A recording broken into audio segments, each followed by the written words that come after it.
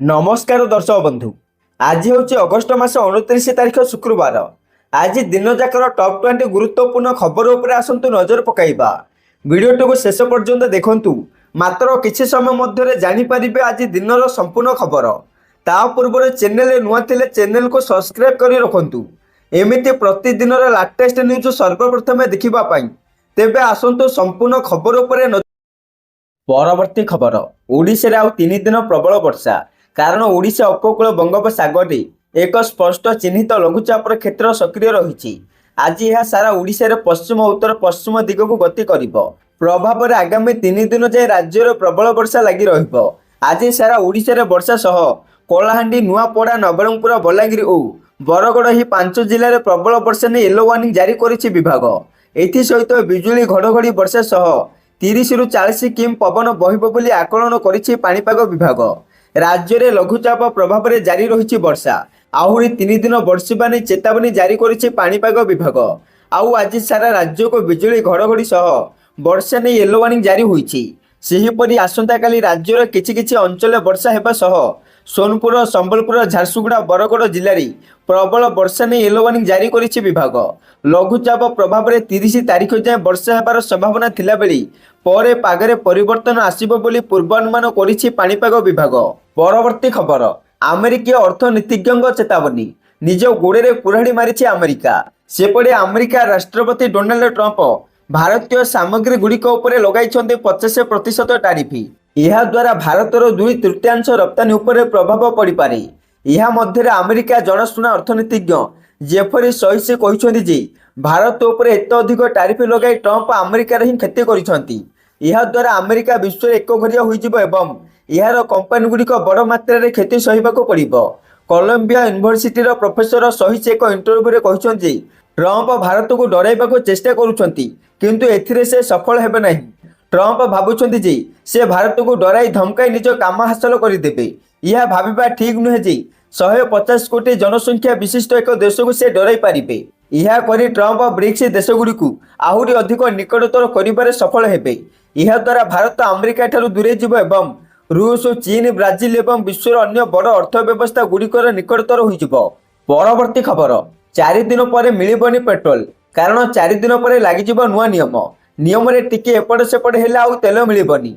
एबे घर जल्दी बाहरी पेट्रोल पंप जाई करि दियंतु गाड़ी टांकी फुल नचेत 4 दिन पर हैरान हेबे आपण। कारण सेपटे उत्तर प्रदेश मुख्यमंत्री योगी आदित्यनाथ नेतृत्व में सरकार निर्देश अनुसार सेप्टेम्बर 1 रु एक स्वतंत्र सड़क सुरक्षा अभियान आरंभ हेबो। नो हेलमेट नो पेट्रोल आरंभ हेबो जहाँ सेप्टेम्बर 30 पर्यंत चलिबो। बुधवार लखनऊ में जारी सरकारी विवृत्ति अनुसार जिला मजिस्ट्रेट नेतृत्व में जिला सड़क सुरक्षा कमिटी सहित समन्वय यह अभियान चलिबो।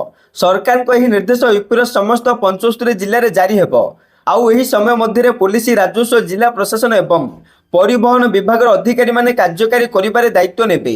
सरकार यही अभियान पूर्ण सहयोग करने को साधारण जनता को निवेदन करिसंती। यह सहित मोटरयान आईन 1988 धारा 129 अनुसार 2 चकिया यान चालक एवं पछपटू बसिथिबा व्यक्ति को हेलमेट पिंधिबा को बाध्यतामूलक करिछि। नचेत धारा 194 डी उल्लंघन पर दंड व्यवस्था करिछि। सेहीपरि सुप्रीम कोर्ट सड़क सुरक्षा कमिटी मध्य राज्यगुड़िक हेलमेट नियम पालन को प्राथमिकता देवा को परामर्श दैछन्ति। परवर्ती खबर। ओडिशा रे हेबो एससी जातीय सम्मेलन। दीर्घ 31 वर्ष पर ओडिशा रे आयोजित हेबो अनुसूचित जाति और जनजाति जातीय सम्मेलन। आसंता 29 और 30 तारीख में भुवनेश्वर 2 दिनिया कार्यक्रम अनुष्ठित हेबो। लोकसभा बाचस्पति ओम बिरला ही कार्यक्रम को उद्घाटन करिवे। यही कार्यक्रम में राज्यपाल और मुख्यमंत्री सहित 3 केंद्रमंत्री सामिल हेबे। विधानसभा बाचस्पति सुरमा पाढ़ी एने सूचना दैछन्ति। परवर्ती खबर। ओडिशार राशन कार्ड धारकों ପାଇଁ बड़ खबर। जदि आपण मागଣା चाउल गहम पाइबाकू चाहुचंती तेबे अगस्ट 31 पूर्वरु ई केवाईसी प्रक्रिया समाप्त करने जरूरी। सरकार को निर्देश अनुसार जो माने यही प्रक्रिया संपूर्ण करेंगे नहीं सेमानकु राशन कार्ड माध्यम आगामी 3 मास पई मागଣା राशन मिलिबो नहीं। सेपटे सरकार को सूचना अनुसार 0 ରୁ 5 वर्ष बयसर पिलामानकु छाड़ी अन्य समस्त राशन कार्ड यूनिट पई ई केवाईसी करबा बाध्यतामूलक। जदि निर्धारित समय मध्य प्रक्रिया समाप्त न हुए तेबे संपृक्त यूनिट राशन कार्ड बाद दिया जाई पारे। तेबे जो माने समय मध्य ई केवाईसी संपूर्ण करिवे सेमाने परवर्ती मासरु खाद्य शस्य पाइबा पई योग्य हेबे। ସେହିପରି ଅନ୍ତୋଦୟ ରାସନ କାର୍ଡ ଧାରକଙ୍କ ପାଇଁ ସ୍ପଷ୍ଟ କରାଯାଇଛି ଯେ ଯଦି କାର୍ଡର ଗୋଟିଏ ୟୁନିଟ୍ରେ ଇକେୱାଇସି ହୋଇଛି ତେବେ ସେମାନେ ପୂର୍ଣ୍ଣ 35 କିଲୋଗ୍ରାମ ଖାଦ୍ୟଶସ୍ୟ ପାଇବେ। ଯେଉଁମାନଙ୍କର ଇକେୱାଇସି ବିଚାରାଧୀନ ଅଛି ସେମାନଙ୍କୁ ଆଗାମୀ 3 ମାସ ମଧ୍ୟରେ ଏହି ପ୍ରକ୍ରିୟା ସମାପ୍ତ କରିବାକୁ ପଡ଼ିବ। ପରବର୍ତ୍ତୀ ଖବର, ବଦଳିବ ପ୍ରଥମରୁ ଅଷ୍ଟମ ପାଠ୍ୟପୁସ୍ତକ। ଜାତୀୟ ଶିକ୍ଷାନୀତି ଅନୁସାରେ ହେବ ପାଠପଢ଼ା। ତେଣୁ ପ୍ରଥମରୁ ଅଷ୍ଟମ ଶ୍ରେଣୀ ମଧ୍ୟରେ 55ଟି ପାଠ୍ୟପୁସ୍ତକ ପରିବର୍ତ୍ତନ କରାଯିବ। ଏନସିଇଆରଟି ଢାଞ୍ଚାରେ ପ୍ରସ୍ତୁତ ହେବ ପାଠ୍ୟପୁସ୍ତକ। ବର୍ତ୍ତମାନ ସୁଦ୍ଧା 24ଟି ପୁସ୍ତକ ପ୍ରସ୍ତୁତ ହୋଇସାରିଛି। ଅକ୍ଟୋବର ଶେଷ ସୁଦ୍ଧା ଆଉ 70ଟି ବହି ପ୍ରସ୍ତୁତ ହେବ ବୋଲି କହିଛନ୍ତି ଗଣଶିକ୍ଷା ମନ୍ତ୍ରୀ। ଶିକ୍ଷାରେ ସଂସ୍କାର ସହିତ ଛାତ୍ରଛାତ୍ରୀଙ୍କୁ ଗୁଣାତ୍ମକ ଶିକ୍ଷା ପ୍ରଦାନ ପାଇଁ ଜାତୀୟ ଶିକ୍ଷାନୀତି କାର୍ଯ୍ୟକାରୀ ପାଇଁ ଜୋର ଦେଇଛି ଗଣଶିକ୍ଷା ବିଭାଗ। ଭାରତୀୟ ସଂସ୍କୃତି, ପରମ୍ପରା ତଥା ଗୌରବମୟ ଇତିହାସକୁ ଆଧାର କରି ପାଠ୍ୟପୁସ୍ତକ ପ୍ରସ୍ତୁତ କରାଯାଉଛି। ହେଲେ ଏନସିଇଆରଟିର କିଛି ପାଠ୍ୟକ୍ରମକୁ ନେଇ ବିବାଦ ଦେଖାଦେଇଛି। ଏଭଳି ସ୍ଥିତିରେ ସମାନ ଢାଞ୍ଚାରେ ଓଡ଼ିଶାରେ ପାଠ୍ୟପୁସ୍ତକ କିଭଳି ପ୍ରଚଳନ ହେବ ବୋଲି ପ୍ରଶ୍ନ କରିଛନ୍ତି ଶିକ୍ଷାବିତ୍। ତା ଛଡ଼ା ପାଠ୍ୟପୁସ୍ତକରେ ବାରମ୍ବାର ପରିବର୍ତ୍ତନ ଛାତ୍ରଛାତ୍ରୀଙ୍କ ପାଇଁ ସମସ୍ୟା ସୃଷ୍ଟି କରୁଛି ବୋଲି କହିଛନ୍ତି ଅଭିଭାବକ। ଏ ଦିଗରେ ରାଜ୍ୟ ସରକାର ସ୍ୱତନ୍ତ୍ର ଭାବେ ଏକ ମନିଟରିଂ କମିଟି କରିବା ଦରକାର। ନହେଲେ ଭବିଷ୍ୟତରେ ଓଡ଼ିଶାର ଶିକ୍ଷା ବ୍ୟବସ୍ଥା ଆଗକୁ ବଢ଼ିପାରିବନି ବୋଲି କହିଛନ୍ତି ଅଭିଭାବକ। ପରବର୍ତ୍ତୀ ଖବର, ଆଜି ଓଡ଼ିଶା ଆସୁଛନ୍ତି ଲୋକସଭା ବାଚସ୍ପତି ଓମ୍ ବିର୍ଲା। ଲୋକସଭା ବାଚସ୍ପତି ଓମ୍ ବିର୍ଲା, ତାଙ୍କ ସହିତ ରାଜ୍ୟସଭା ଉପାଧ୍ୟକ୍ଷ ହରିବଂଶ ନାରାୟଣ ସିଂହ ମଧ୍ୟ ଆସୁଛନ୍ତି। ଏମାନେ ଅନୁସୂଚିତ ଜାତି ଓ ଜନଜାତି ସମ୍ମିଳନୀରେ ହେବେ ସାମିଲ। ଏହା ପୂର୍ବରୁ 27 ଅକ୍ଟୋବର 2024ରେ ଭୁବନେଶ୍ୱର ଆସିଥିଲେ ଲୋକସଭା ବାଚସ୍ପତି ଓମ୍ ବିର୍ଲା। ଏକ ବିଶ୍ୱବିଦ୍ୟାଳୟ କାର୍ଯ୍ୟକ୍ରମରେ ସେ ସାମିଲ ହୋଇଥିଲେ। ବିମାନ ବନ୍ଦରରେ ପହଞ୍ଚିବା ପରେ ବାଚସ୍ପତି ଓମ୍ ବିର୍ଲା ପ୍ରତିକ୍ରିୟା ଦେଇଥିଲେ ଯେ ଓଡ଼ିଶା ମାଟି ଜଗନ୍ନାଥଙ୍କ ମାଟିକୁ ଆସି ମୋତେ ବହୁତ ଖୁସି ଲାଗୁଛି। ଭାରତକୁ ବିକଶିତ ରାଷ୍ଟ୍ର କରିବାକୁ ସମସ୍ତଙ୍କ ସହଯୋଗ ଆବଶ୍ୟକ। ପରବର୍ତ୍ତୀ ଖବର, 17 କୋଟି ପିଲାଙ୍କ ଆଧାର ହେବ ଅପଡେଟ୍। ବିଭିନ୍ନ ରାଜ୍ୟକୁ ଚିଠି ଲେଖିଲେ ୟୁଆଇଡିଏଆଇ ସିଇଓ। ସେପଟେ ୟୁଆଇଡିଏଆଇ ସୂଚନା ଦେଇଛି ଯେ ସାରା ଦେଶରେ ପ୍ରାୟ 17 କୋଟି ଛାତ୍ରଛାତ୍ରୀଙ୍କ ବାଧ୍ୟତାମୂଳକ ବାୟୋମେଟ୍ରିକ୍ସ ଅପଡେଟ୍ କରାଯାଇ ନାହିଁ। ତେଣୁ ସମସ୍ତ ଛାତ୍ରଛାତ୍ରୀଙ୍କ ବାୟୋମେଟ୍ରିକ୍ସ ଅପଡେଟ୍ କରିବା ପାଇଁ ସବୁ ରାଜ୍ୟର ସଚିବମାନଙ୍କୁ ଚିଠି ଲେଖାଯାଇଛି। ସ୍କୁଲ ଗୁଡ଼ିକରେ ଶିବିର ଆୟୋଜନ କରି ବାୟୋମେଟ୍ରିକ୍ସ ଅପଡେଟ୍ କରିବା ପାଇଁ ସହଯୋଗ ଲୋଡ଼ାଯାଇଛି। ସେହିପରି କେନ୍ଦ୍ର ଶିକ୍ଷା ମନ୍ତ୍ରାଳୟ ଏହାର unified district information system for education ପ୍ଲସ୍ରେ ମଧ୍ୟ ଏହି ସମ୍ବନ୍ଧୀୟ ସୂଚନା ଅପଲୋଡ କରିଛି, ଯାହାଦ୍ୱାରା ସମସ୍ତ ଜିଲ୍ଲା ଅଧିକାରୀ ଏବଂ ପ୍ରଧାନ ଶିକ୍ଷକ ସେମାନଙ୍କ ସ୍କୁଲରେ କେତେଜଣ ଛାତ୍ରଛାତ୍ରୀଙ୍କ ବାୟୋମେଟ୍ରିକ୍ସ ଅପଡେଟ୍ ହୋଇନାହିଁ ସେ ବିଷୟରେ ପ୍ରକୃତ ସୂଚନା ପାଇପାରିବେ। ଭାରତୀୟ ସ୍ୱତନ୍ତ୍ର ପରିଚୟ ପ୍ରାଧିକରଣ ବା ୟୁଆଇଡିଏଆଇର ସିଇଓ ଭୁବନେଶ୍ୱର କୁମାର ମଧ୍ୟ ଏହି ସମ୍ପର୍କରେ ରାଜ୍ୟ ଏବଂ କେନ୍ଦ୍ର ଶାସିତ ଅଞ୍ଚଳର ସମସ୍ତ ମୁଖ୍ୟ ସଚିବଙ୍କୁ ଏକ ଚିଠି ଲିଖିଛନ୍ତି। ଏଥିରେ ଏହି ଛାତ୍ରଛାତ୍ରୀମାନଙ୍କର ବାୟୋମେଟ୍ରିକ୍ସ ଅପଡେଟ୍ କରିବା ପାଇଁ ସହଯୋଗ ଲୋଡ଼ାଯାଇଛି। ପରବର୍ତ୍ତୀ ଖବର, ବିଶ୍ୱ ପ୍ରସିଦ୍ଧ ଭିତରକନିକା ଜାତୀୟ ଉଦ୍ୟାନରେ ପ୍ରତିବର୍ଷ ପରି ଚଳିତ ବର୍ଷ ଦେଶୀୟ ପକ୍ଷୀ ଗଣନା କରାଯିବ। ଏହି ପକ୍ଷୀ ଗଣନା ଅଗଷ୍ଟ 30 ତାରିଖରୁ ଆରମ୍ଭ ହୋଇ ସେପ୍ଟେମ୍ବର 1 ତାରିଖ ପର୍ଯ୍ୟନ୍ତ 3 ଦିନ ଧରି ଏହି ପକ୍ଷୀ ଗଣନା ଚାଲିବ। ପକ୍ଷୀ ଗଣନା ଭିତରକନିକା ରେଞ୍ଜର ମଠଆଡ଼ିଆ, ଲକ୍ଷ୍ମୀପ୍ରସାଦ ଡିଆ, ଦୁର୍ଗା ପ୍ରସାଦ ଡିଆ ଓ ରାଜନଗର ରେଞ୍ଜ ବାଲିଡିଆରେ କରାଯିବ। ଗତ ବର୍ଷ ତୁଳନାରେ ଚଳିତ ବର୍ଷ ଅଧିକ ସଂଖ୍ୟକ ପକ୍ଷୀ ଗଣନା କରାଯିବା ନେଇ ବନ ବିଭାଗ ଆଶା ରଖିଛି। ଏନେଇ ରାଜନଗର ବନଖଣ୍ଡ ଅଧିକାରୀ ଭରତ ରାଜ ଗାଓ ସୂଚନା ଦେଇଛନ୍ତି। ପରବର୍ତ୍ତୀ ଖବର, ପୁଣି ଶ୍ରୀମନ୍ଦିର ଉପରେ ଉଡ଼ିଲା ଡ୍ରୋନ୍। ସେପଟେ ସୁରକ୍ଷା ବଳ ଭେଦ କରି ବୁଧବାର ସନ୍ଧ୍ୟାରେ ଶ୍ରୀମନ୍ଦିର ନୋ ଫ୍ଲାଇଂ ଜୋନ୍ରେ ଡ୍ରୋନ୍ ଉଡ଼ିଥିବା ଦେଖିବାକୁ ମିଳିଛି। ମାର୍କେଟ ଛକରୁ ଶ୍ରୀମନ୍ଦିର ନିକଟ, ପୁଣି ଶ୍ରୀମନ୍ଦିର ନିକଟରୁ ଡ୍ରୋନ୍ଟି ଦୋଳମଣ୍ଡପ ସାହି ପର୍ଯ୍ୟନ୍ତ ପଇଁତରା ମାରୁଥିବା ଦେଖିବାକୁ ମିଳିଥିଲା। ତେବେ ମାର୍କେଟ ଛକଠାରୁ ଡ୍ରୋନ୍ଟି ଅପରେଟ୍ କରାଯାଉଥିବା ଅନୁମାନ କରାଯାଉଛି। ପୁରୀ ପୋଲିସ ଏହାର ତଦନ୍ତ କରିବାକୁ ଦାବି ଉଠିଛି। ତେବେ ଏନେଇ ପୋଲିସ ପକ୍ଷରୁ କୌଣସି ସୂଚନା ମିଳିପାରିନାହିଁ। ବାରମ୍ବାର ପୁରୀ ଶ୍ରୀମନ୍ଦିର ଉପରେ ଡ୍ରୋନ୍ ଉଡ଼ିଥିବାରୁ ମନ୍ଦିର ସୁରକ୍ଷା ପ୍ରତି ବିପଦ ଦେଖାଦେଇଛି। ସେହିପରି ଶ୍ରୀମନ୍ଦିର ସୁରକ୍ଷା ବଳୟକୁ ଭେଦ କରି ଜଣେ ବ୍ୟକ୍ତି ଶ୍ରୀମନ୍ଦିର ଭିତରକୁ ସ୍ପାଏ କ୍ୟାମେରା ନେଇ ଫଟୋ ଉତ୍ତୋଳନ କରୁଥିବା ନେଇ ଅଭିଯୋଗ ହୋଇଛି। ବୁଧବାର ସକାଳେ ପଶ୍ଚିମବଙ୍ଗ 24 ପ୍ରଗଣା ଅଞ୍ଚଳର ଅରୂପ ରାୟ ବୟସ 31 ପରିବାର ସହିତ ମହାପ୍ରଭୁଙ୍କ ଦର୍ଶନ ପାଇଁ ଶ୍ରୀମନ୍ଦିର ଆସିଥିଲେ। ଦର୍ଶନ ପାଇଁ ଯିବା ବେଳେ ଚଷମା ସଂଯୁକ୍ତ ହିଡେନ୍ କ୍ୟାମେରା ଶ୍ରୀମନ୍ଦିରକୁ ନେଇ ପ୍ରବେଶ କରିଥିଲେ।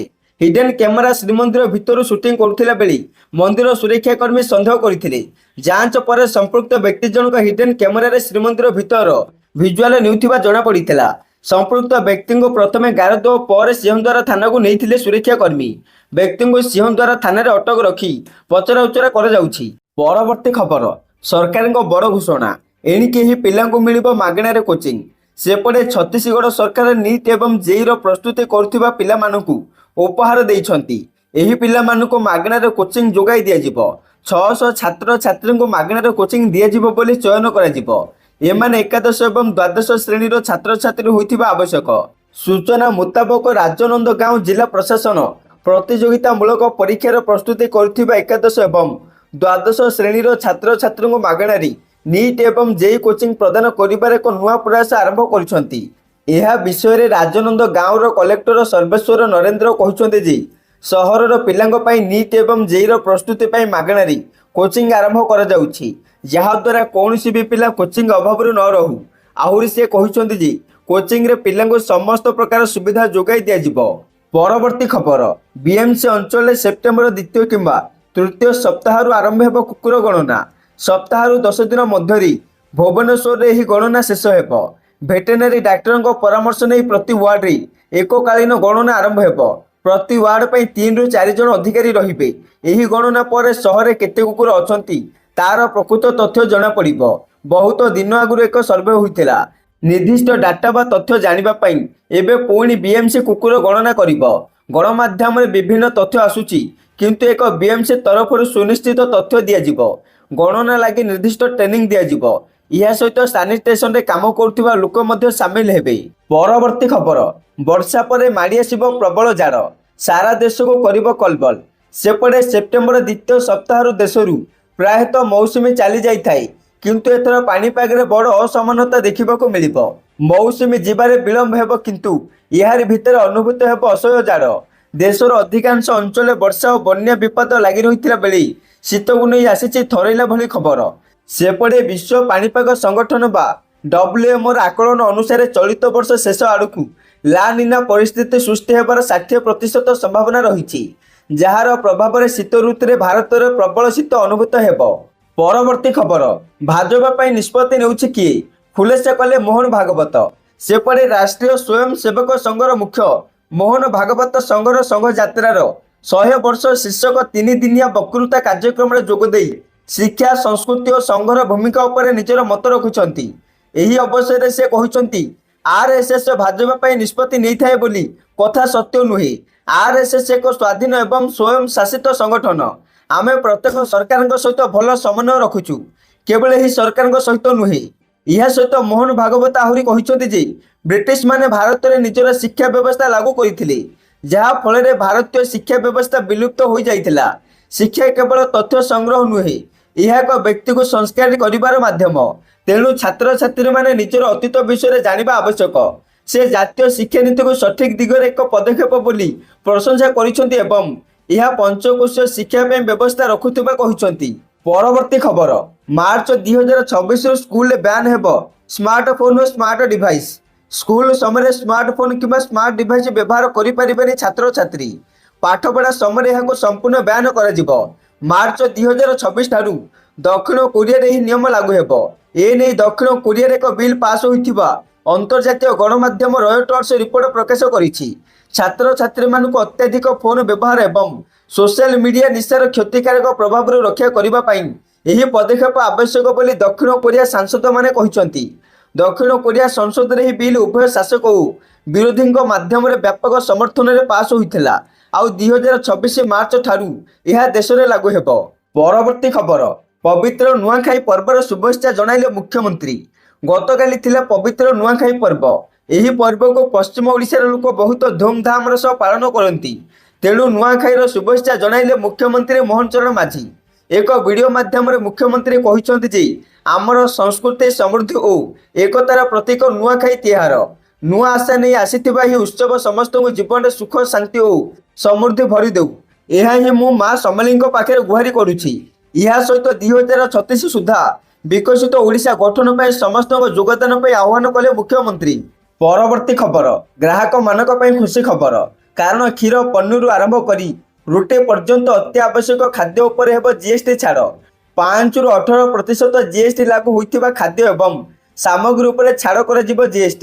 ସେପଟେ ଅଗଷ୍ଟ 15 ତାରିଖରେ ଲାଲକିଲ୍ଲାରୁ PM ମୋଦି ଘୋଷଣା କରିଥିଲେ GSTରେ ସଂସ୍କାର ଆସିବ। କହିଥିଲେ ଏହି ସଂସ୍କାରଗୁଡ଼ିକ ଦୀପାବଳି ପୂର୍ବରୁ ଲାଗୁ କରାଯିବ। ଆଉ ଏନେଇ ଆସନ୍ତା ସପ୍ତାହରେ ପରିଷଦ ବୈଠକ ହେବାକୁ ଯାଉଥିଲା ବେଳେ ଏହା ପୂର୍ବରୁ GST ସ୍ଲାବର ପରିବର୍ତ୍ତନ ସମ୍ପର୍କରେ ଏକ ବଡ଼ ଅପଡେଟ୍ ଆସିଛି। ଏହି ଅନୁସାରେ ବୈଠକରେ ସରକାର ଶୂନ୍ୟ GST ସ୍ଲାବର ପରିସରକୁ ବୃଦ୍ଧି କରିପାରିବେ। ଏଥିରେ ଅନେକ ଦୈନନ୍ଦିନ ଅତ୍ୟାବଶ୍ୟକ ସାମଗ୍ରୀ ଅନ୍ତର୍ଭୁକ୍ତ କରିପାରିବେ। जहाँ ए पर्यंत 5% एवं 18% जीएसटी परिसर मध्य आसुची। रिपोर्ट अनुसार यह सामग्री गुड़िकर मुख्यतः खाद्य उत्पाद अंतर्भुक्त हेबो। कहबाकू गले रुटी क्षीर छेना भली अत्यावश्यक खाद्य उपर छाड़ हेबो कि जीएसटी, जेपरिक यूएचडी क्षीर पैकेट छेना पिज्जा ब्रेड चपाती आदि खाद्य सामग्री उपरि शून्य जीएसटी लागू हेबो। सेहीपरि 18% जीएसटी लागू होइतिबा परोटा उपरे मध्य जीएसटी छाड़ कराजिबो। ए नै प्रस्ताव आसीथिबा सूचना मिलिछि। सेहीपरि पाठ्य उपकरण उपरे मध्य जीएसटी छाड़ हेबो। मैप हाइड्रोग्राफिक चार्ट आटलास सबु प्रकार पेंसिल कांथ map globe printed chart notebook आदि शिक्षा क्षेत्र में जड़ित सामग्री उपर जीएसटी छाड़ हेबो। ए सब उपर एबे 12% टैक्स लागू करा जायछि। यह द्वारा गरीब एवं मध्यवित्त लोकों उपर टैक्स भार कमिबो। ए नै आसंता सप्ताह दिल्ली रे हेबाकु थिबा 56तम जीएसटी काउंसिल बैठक रे चूड़ांत निष्पत्ति हेबार अछि। परवर्ती खबर, ओडिशावासी नवीन को नुआखाई जुहार शुभेच्छा। पश्चिम ओडिशार गणपर्व नुआखाई माँ माटी और इष्ट देवी को पूजा करिबार पर्व होछि नुआखाई। एही अवसर में विरोधी दल नेता तथा बीजेडी सभापति नवीन पट्टनायक गणपर्व नुआखाई पई शुभेच्छा जणाइछन्ति। वीडियो बार्ता श्री पट्टनायक कहते जे नुआखाई पई जुहार, माँ समलेई कृपा आपण समस्त उपर बरसु थाउ, आउ ओडिशावासी जीवन सुख समृद्धि भरी जाऊ बोली मु गुहारी करुछि। जय माँ समलेश्वरी बोली कहते नवीन।